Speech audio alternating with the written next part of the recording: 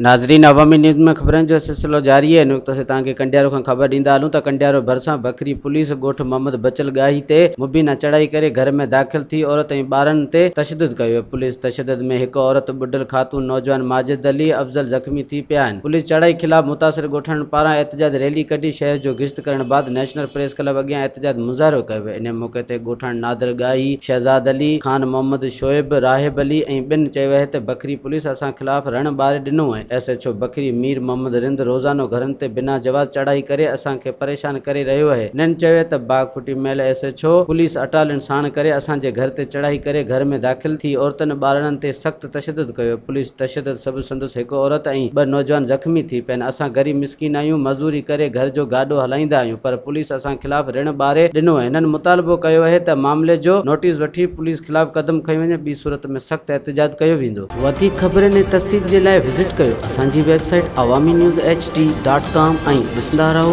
Awami news HD।